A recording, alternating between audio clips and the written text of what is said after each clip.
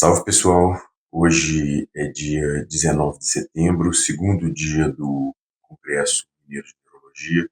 Eu vou trazer os pontos que eu entendi que são os mais importantes das aulas, das palestras que tive a oportunidade de participar. A primeira coisa que eu queria trazer foi uma mesa de neurovascular. E a primeira aula dela foi uma aula dada pelo Dr. Otávio Pontes. Ele é professor da USP de Ribeirão Preto e tratando sobre AVC hemorrágico. Ele abre a aula dele contextualizando a alta morbidade e mortalidade do AVC hemorrágico. Algumas séries chegam a mais de 40%. Quando eu falo AVC hemorrágico, estamos referindo a hematoma intraparenquimatoso, seja de etiologia por MAVE, seja de etiologia secundária à angiopatia amiloide, ou seja, a vasculopatia hipertensiva. E ele começa trazendo um pouco dos resultados do Interact-3. Interact-3 foi um trial. O desenho dele foi o seguinte: eles começaram acompanhando os hospitais e vendo o desfecho dos AVCs hemorrágicos, e aí em determinado momento tem uma virada de conduta no próprio hospital, onde se tem basicamente um controle de pressão muito agressivo na primeira hora, uma reversão de anticoagulação, controle de glicose, suporte intensivo, seriam as medidas mais significativas. E ele traz uma informação que a USP de Ribeirão Preto participou do trabalho, e ele coloca a informação que, como os outros locais, outros sítios do trabalho eram chineses e outros locais no Oriente, e eles já faziam esse tipo de conduta por causa do Interact 1 e Interact 2, que são trabalhos há mais tempo atrás, foi os dados do trabalho, foi os dados dos hospitais brasileiros que conseguiram trazer positividade ao trabalho. Qual positividade foi essa? Foi o melhor prognóstico dos pacientes tratados com esse combo de ações em detrimento do tratamento padrão que era proposto anteriormente, a meta pressórica de 14, então uma queda de pressão bem significativa. Ele chamou atenção para o risco de expansão do hematoma quando você tem, na verdade, vou trazer um pouco da fisiologia. A hora que você tem um hematoma intracraniano, o paciente está sangrando, ele continua sangrando. E aí você tem maneiras de ver, às vezes você vê isso mesmo, você faz uma PC com contraste, você vê contraste dentro do hematoma, você acha que está sangrando, mas ele continua expandindo. Essa expansão pode ser pequena, ou essa expansão pode ser muito grande. Isso tem a ver com pressão, tem a ver com coagulação, daí o resultado do trabalho. Essa expansão ela é precoce, geralmente 3, 6, 12 horas, que são os pontos que marca. Daí a importância da gente ter esse controle pressórico, essa reversão da coagulação o mais rápido possível, de preferência na entrada do paciente. Essa reversão tem que ser bem rápida. Só atenção para pacientes com pressão acima de 220, 230 e hematomas acima de 30 ml, que a gente precisa ter um pouco de atenção com essa estratégia. Por quê? Porque o hematoma acima de 30 ml existe o risco de hipertensão intracraniana, e às vezes essa pressão mais alta de 220, ela está sendo fundamental para o paciente conseguir perfundir o cérebro dele. E se, de repente, em determinado momento a gente abaixa a pressão, a gente acaba baixando a perfusão e tendo um sofrimento cerebral. A reversão da anticoagulação, ela pode ser feita dependendo do que o paciente está tomando, se for heparina, protamina, se for antagonista de vitamina K complexo protrombínico, se for da bigatrana, se tem um anticorpo monoclonal que quela o medicamento. Bom, e se forem os inibidores do fator 10 ativado, a gente usa complexo protrombínico, o anticorpo monoclonal contra esses fatores, fator 10 ativado, não vai estar disponível no Brasil. Foi notícia ruim que a gente recebeu no Congresso, que ele não vai ser lançado no Brasil. Outro ponto importante da gente falar também é a cirurgia minimamente invasiva. Foi feito um outro trial comparando cirurgia minimamente invasiva com tratamento padrão. E a cirurgia minimamente invasiva demonstrou um benefício de prognóstico, principalmente, ou melhor, exclusivamente nos pacientes com hematomas lobares, ou seja, os hematomas periféricos. A próxima aula foi uma aula da professora Sheila Martins. Ela é professora na Faculdade de Medicina Faculdade Federal do Rio Grande do Sul. Além disso, ela foi presidente da World Stroke Organization até o ano passado. Ela deu essa aula sobre investigação de AVC em jovens. A primeira coisa que ela faz é dividir, tentar caracterizar o que é jovem, e ela acaba dividindo em dois grupos. Um grupo de 18 a 45 anos, um grupo de 45 a 55 anos, e realmente são pacientes bem diferentes, os fatores de risco são diferentes, a apresentação, as etiologias são diferentes. Ela caracteriza que aí 15, de 10 a 15% dos AVCs eles são em pessoas jovens, e traz uma informação muito interessante. A incidência de um AVC numa pessoa entre 20 e 24 anos, ela está em torno de 2 a 2, entre 2 e 3 casos por 100 mil habitantes. Isso é um pouco mais do que um Guillain-Barré. Você vê que é um cenário que não é comum da gente encontrar, mas se você pega entre 35 e 45 anos, a incidência já está 20 por 100 mil. Isso representa, teoricamente, o Brasil representaria aí um oitavo dos AVCs, considerando que a incidência total de AVC no Brasil seriam 160 por 100 mil. Essa informação ela não colocou na aula, mas a gente sabe do registro Join Vasque. E dentre as principais causas, a aterosclerose é uma causa importante. A gente sabe que fatores de risco como hipertensão, diabetes, dislipidemia, tabagismo podem acontecer nas pessoas mais jovens. Uma pessoa que começa com tabagismo e esses fatores de risco aos 15 anos, aos 35 ele tem 20 anos de doença. É tempo suficiente para ter uma doença aterosclerótica mesmo. Representa aí entre 15% e 33% dos AVCs, dependendo da série que você olha. Arteriopatias não ateroscleróticas representam entre 12% e 31%. Quanto mais jovem, a gente sabe que na criança a arteriopatia inflamatória é uma causa frequente de AVC. Então, essa também é uma causa nessa população mais jovem. Doença cardioembólica está aí entre 14% e 33%. Cardioembolia, quando eu falo isso, são doenças estruturais do coração, e fibrilação atrial, que é a principal fonte de AVC cardioembólico no paciente mais idoso, no paciente acima de 55 anos. Nessa população abaixo de 55 anos, representa entre 5% e 10% somente. E estados protrombóticos também estão dentro desse escopo, representando aí entre 1% a 8% dos pacientes, e o uso de drogas ilícitas, que está em torno aí de 5% dos pacientes. A aterosclerose, a gente tem como fator de risco hipertensão, dislipidemia, diabetes, tabagismo, obesidade. Do ponto de vista de alteração estrutural cardíaca, a gente tem o forame oval patente.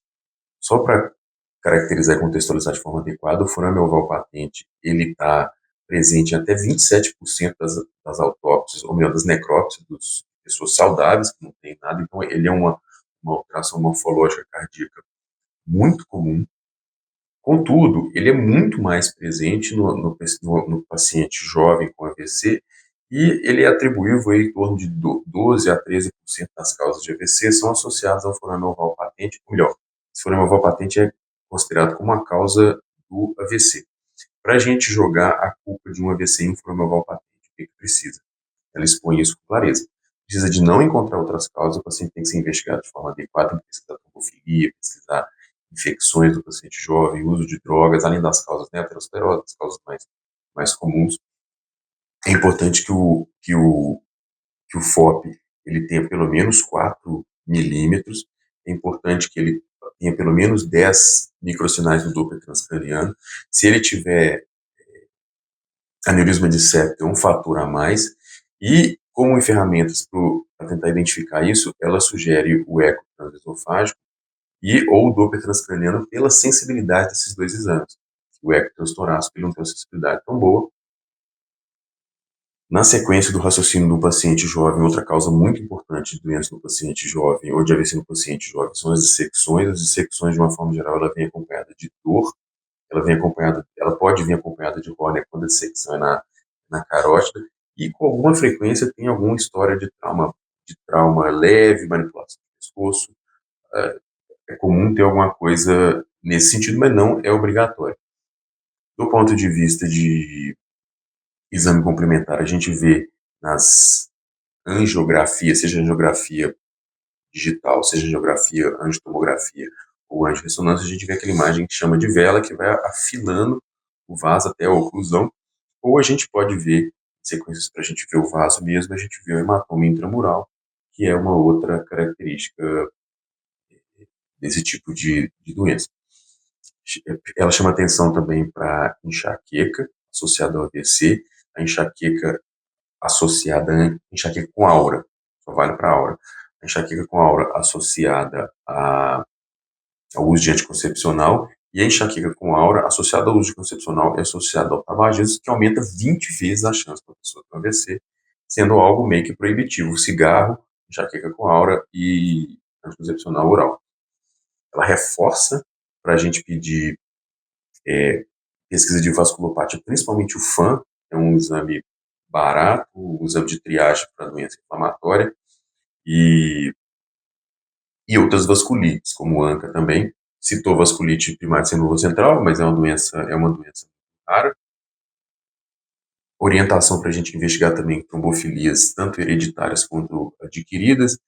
As hereditárias a gente pensa em fator de von Willebrand, deficiência de proteína S, proteína C, mutação da protrombina e da antitrombina 3.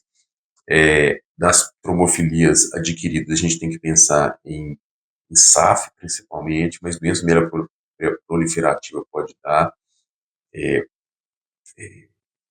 síndrome nefrótica pode dar, você pode perder proteína de coagulação na urina, CIVD pode dar, e neoplasia também, de uma forma geral, é uma síndrome trombofílica também.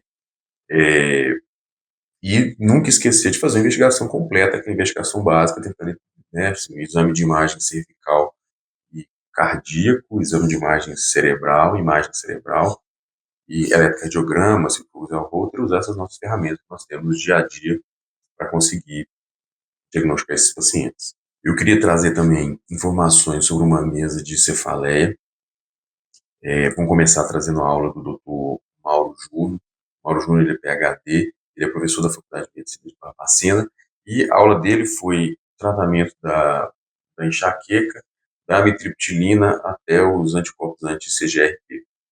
Ele começa colocando aí, falando sobre os critérios diagnósticos de enxaqueca pela International Classification of Headache Disorders, terceira edição, e desse ponto ele recomenda também o uso de um diário de cefaleia para a gente conseguir ter anotação. Ele frisa que tem muito trabalho já mostrando que se a pessoa tem uma dor de cabeça na semana antes da consulta, ela acha que ela está péssima, e às vezes está sendo dor de cabeça há 2 meses, e o contrário acontece também, às vezes está tendo dor de cabeça com uma frequência muito grande, nas 2 últimas semanas antes da consulta não teve dor de cabeça, e chega na consulta achando que está ótimo. Então é importante ter o diário de cefaleia. Ele considera, para a gente tratar uma crise de enxaqueca, que leva em consideração a quantidade de crises, realmente, a incapacidade que as crises causam, a contraindicação aos abortivos, seja doença cardíaca, alergia, alguma coisa do tipo de medicação abortiva, ou a ineficácia dos abortivos, e eventualmente a preferência do paciente. Às vezes pode ter uma aversão tão grande à dor e não aceitar ter, e ele querer tratar. Começa o tratamento com a educação do paciente, ele tem que entender quais são os fatores desencadeantes e os fatores precipitantes e os fatores que agravam a doença dele. É importante ter essa educação. Como outro princípio, começa devagar e vai ajustando a dose do medicamento à medida que vai tendo ou não eficácia, e evitar opioides e outros agravantes, que são importantes. A gente sabe que isso acontece com grande frequência do paciente tomar medicação derivada de opioide no contexto de enxaqueca. Ele passa pelas 5 categorias de profiláticos disponíveis no Brasil, com os antipertensivos e, notadamente, chama mais atenção, são os beta-bloqueadores, candesartan, os fármacos anticrise, que seriam o topiramato e o ácido valproico, bloqueador de canal de cálcio, o flunarizina, e antidepressivos, aí entra fluoxetina, mas principalmente venlafaxina, mitriptilina, nortriptilina, e os anticorpos anti-CGRP. E aí ele se delonga mais na fisiologia dos anticorpos anti-CGRP. CGRP, ela é uma molécula que está envolvida no processo de dor, está envolvida na neuroinflamação. Ela acaba sendo liberada no glândula trigêmeo bilateralmente, e aí, a hora que isso acontece, você tem a sensibilização de dor, todo o processo de dor que acontece na enxaqueca, e o anticorpo bloqueia essa cadeia. Qual que é o interessante desses anticorpos, do ponto de vista terapêutico? Não é nem de trazer potência a mais para o tratamento, mas é trazer adesão ao tratamento, porque eles são fáceis de aplicar uma vez por mês, a gente, eles são virtualmente isentos de efeitos adversos, exceto no sítio de punção, acaba tendo algum efeito adverso ali pequeno, e a adesão é muito alta, então o paciente acaba mantendo o tratamento e com o tempo isso acaba reduzindo a quantidade de dor que ele tem mesmo. Dando sequência nessa mesa sobre dor de cabeça, a gente teve a aula da doutora Helena Providelli, ela é neurologista com especialização em cefaleia pelo Sou das Clínicas do FMG, e ela ficou com uma aula de quando os gepantes chegarem. Os gepantes são pequenas moléculas, são antagonistas do CGRP, a gente falou, o Dr. Mauro tinha falado na aula anterior sobre tratamento de enxaqueca, e ela vem falando sobre a perspectiva do uso dos gepantes, a gente já tem eles na Europa, nos Estados Unidos, aqui no Brasil ainda não tem nenhum. Quais são as vantagens dessa medicação? São medicação que tem, ou melhor, passando pela fisiologia dele. Como são moléculas pequenas, além deles bloquearem a CGRP, a ativação do CGRP nos núcleos do oxigênio, ele também penetra o sistema nervoso central. Então, talvez com o uso a mais longo prazo, ou pacientes com alguma refratariedade, principalmente os antagonistas da CGRP, que às vezes a gente encontra, eles talvez sejam uma opção, né, para os pacientes que sejam refratários ao tratamento com anticorpos anti-CGRP. Eles têm uma eficácia que foi documentada por mais de um trial comparado com placebo, e além de ter um efeito preventivo na dor de cabeça, eles também podem ser usados como analgésico. E aí você consegue ter um efeito interessante também, porque aquele paciente que tem muita dor de cabeça, ele pode ser usado como analgésico, ele não induz cefaleia por abuso de analgésico, até o contrário. A gente vê, às vezes, estratégias onde se passa um medicamento para profilático e usa um Gepan para tratar a dor de cabeça. E à medida que ele vai usando o Gepan, em vez de ele ter o efeito de aumentar a dor de cabeça com o uso frequente da medicação, ele acaba tendo um efeito profilático. Então, ele pode ser usado dessas duas maneiras. Pode ser usado sozinho como um profilático e pode ser usado em conjunto com outros para tratar a medicação e em conjunto como um analgésico também, um abortivo. Bom, eu também estava no congresso, eu tive que dar uma aula também, então eu vou trazer um pouco do que eu apresentei na aula. Naturalmente, se eu estava dando aula, não podia fazer outra cobertura de outra aula. Vou trazer o que eu expus lá. Foi uma mesa para a gente pensar como é que está a medicina em Minas Gerais, e fiquei com a parte de falar sobre protocolo de AVC em Minas Gerais. A gente tem, do ponto de vista de Minas Gerais, um estado muito heterogêneo, isso é realidade em vários estados do Brasil. Além dessa heterogeneidade, ou seja, a gente tem regiões muito ricas e regiões muito pobres, a gente tem um problema geográfico, o estado é muito grande, como outros locais do Brasil também, e a gente acaba seguindo, do ponto de vista de SUS, a orientação do Ministério da Saúde e da Secretaria Estadual de Saúde. E dentro dessa lógica, né, desse raciocínio, eu vim trazer os desafios que a gente tem, eu vou só citá-los assim.